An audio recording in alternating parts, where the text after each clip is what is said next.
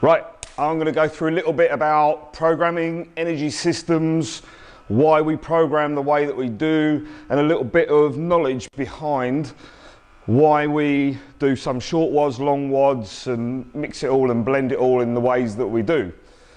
So this is about energy systems, and this is the reason why you work in the ways that you do, and how the energy is put down, and more importantly, how you resynthesize that energy to make it work again.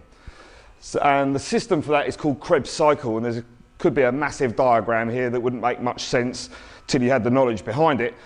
But basically there's three energy systems, right?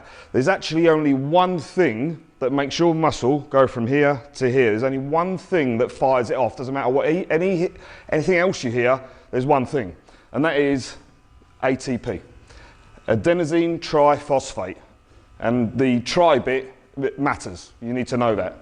And what happens is in the muscle, in the mitochondria of the muscle, that's the power plant, the energy, the cell that makes everything happen, this is stored in there. This is where this happens. You go from ATP, adenosine triphosphate, into adenosine diphosphate. You've got 3 phosphates, 2 phosphates, adenosine diphosphate plus phosphate plus energy. And then you've got a lot of ADP plus P, right, in your system. And the way you resynthesize that back into ATP, adenosine triphosphate, is everything of what energy system you use in order to make it happen. So it's the resynthesizing of that which is important. So there's 3 ways that happens. So one lasts 8 to 10 seconds, and that's ATP PC. And when I tell you what it stands for, you might have heard some of the terms before. Adenosine triphosphate, and then phosphocreatine. You might have heard that called CP, creatine phosphate. You see it written different ways in different textbooks.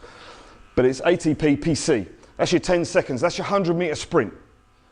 Now, normally for the average person, that might be 7 seconds. That might be 8 seconds. And the more you train that, you can push that envelope, and that's what the 100-meter sprinters do. They push that envelope for it to last 10 seconds, and then they burn out. No one can really maintain that absolute flatline speed for more than 10 seconds, more than 11 seconds maybe, but that's ATP PC. After that, what happens in your energy systems is you start, a byproduct of this happening is lactic acid. Lactic acid gets produced, and lactic acid is a buffer, and it keeps your muscles safe. It's saying, this really hurts, so you need to slow down. Of course, it's a little bit over the top, so we can train that energy system so we can buffer that a little bit further, so we don't feel that warning system kick in so much, and we can kind of ignore it to the point until you cannot ignore it, when it hurts too much and you have to slow down. But you can train the energy system so you can buffer the lactic, or you can tolerate the lactic even better. Lactic tolerance training, that's your 2K row. That's all they just live for, lactic tolerance training. That's why it hurts so much. So we can use the lactic as part of the energy system, and the next one is the alactic energy system, and it can last up to 2 minutes. Majority of our training lives here.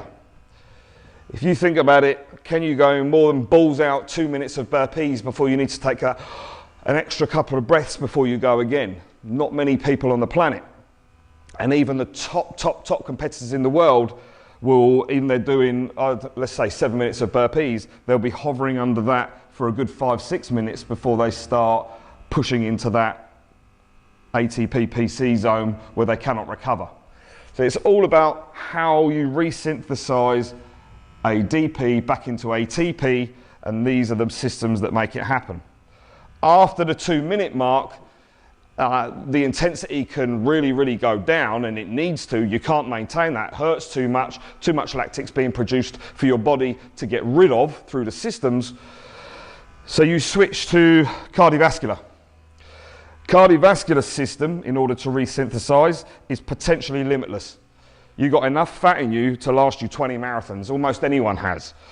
But other systems are going to give up first. You know, your joints and the lactic tolerance work and all that sort of stuff is going to give out first. So that one's potentially limitless, but the intensity is going to be lower. And it's about how quick you can shift the byproducts out of your system. This lactic tolerance training buffers how soon that byproduct is going to affect you, but it's about how much you can recover in between exercise. A wise man once told me years ago, fitness is about recovery. Fitness is recovery. If anyone can do 1 rep, what's the difference between you doing 1 rep and 2 reps is your ability to recover in between those reps. Okay, that's a bit of an extreme example, but you get what I'm saying.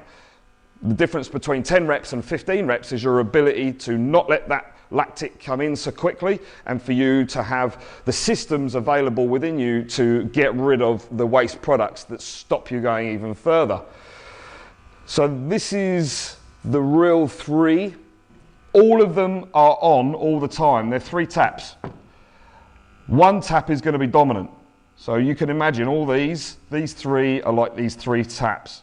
1 will be dominant. So if I'm doing a marathon, your CV system is going to be dominant. Right? That will be producing or resynthesizing the most. But they will all be on all of the time. If you're playing football, which is actually 90 minutes of sprint, recover, sprint, recover, sprint, recover, same as basketball, sprint, recover, they mostly live in this zone. Right? Some of the midfielders will be dipping into this zone. Right? But it's just the long, slow duration stuff which lives here. So most people think football's 90 minutes is mostly CV. It's not. It's mostly ATP PC. Because within the time that you are not sprinting for the ball, you're recovering and resynthesizing, ready to go again. And that's why it's very explosive, very sprinty. So all 3 work. It's which one's dominant is what system you are using. So in the olden ways of programming, sorry, I'm just pulling my pants out my arse. The olden ways of programming used to be, well, we're going to do just this, or just this, and this cardiovascular would be great for fat burning, great for this, and great. Now CrossFit's turned all that on its head. And I often get asked, when are we going to do some CV? And in my mind, my kind of eyes roll to the back of my head because we're always doing it, right? And no matter what session you're doing, even if it's Fran and you've got a 2-minute Fran, cardiovascular system is going to be taxed and everybody knows it, right? Even though its majority is going to be ATP, PC and alactic, this is going to be taxed for the next 2 hours, 3 hours that you're trying to regain all that back. As you're training, you develop an oxygen debt. That's why it takes so long, and you don't, when you finish training, you don't just stop and your heart rate comes down instantly and your respiratory rate comes down instantly. Your respiratory rate stays for 20 minutes elevated because it's trying to recover the oxygen debt that you have just taken from your system. Right? So that's why you start breathing for a long time afterwards. You're trying to repay the debt that you've just taken. CrossFit's changed a lot, put it a lot of in its head. A lot of program flipped it arse about because they're saying if you work on the short, intense stuff, your long stuff will get better. If you just worked on 20-minute AMRAPs, 30-minute AMRAPs, Fran is not going to get better, and they're right.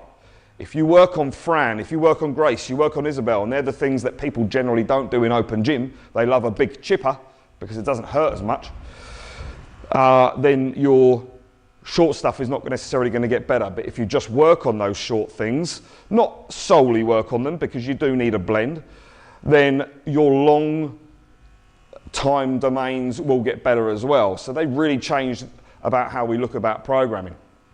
Now this is the key, right? And this is where I'm going to conflict with what I've just said about short, intense programming. And we look at the intensity side of things. Capillarization is at the muscular level and within the lungs. Capillaries are 1 cell thick and they're responsible for the gaseous exchange in the lungs and at the muscle level.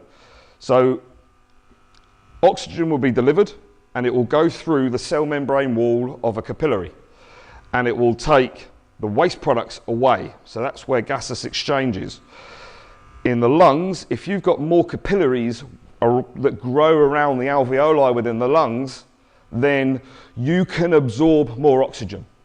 And if you've got more capillarization within the muscle, you can deliver more oxygen to the muscles and you can take away more waste products. Your whole system becomes more efficient, right? At the lung level and at the muscle level. And you can have people with high capillarization and you couldn't look at them and know it, right? So we train for this. That's only done with high volume repetitive work, i.e. on the minute, every minute, 5 clean and jerk at 60 kilos for 20 minutes. You're going to build amazing capillarization for that particular movement because your body remembers patterns really well. The other way of doing it is long LSD, long slow duration. That's going to build massive capillarization. So you need to have the blend of them all in order to achieve what you want to achieve. That's why some days you'll come in and you'll have front squat one day, thrusters the next day, and you think that's an incredibly similar movement pattern, but the front squat will be a 7x3 and the thrusters will be in the WOD the next day. Because I'm training different pathways, different zones. Understanding this will understand how we program, or how I program the way I do sometimes. Of course, you can't do that all the time. You've got to have a constantly varied approach with some understanding of the structure of why we do what we do. So if anyone's got any questions about that, or if I haven't made it clear and you want a follow-up video with something that clarifies something in this for you, please comment below and I'll do my best to answer.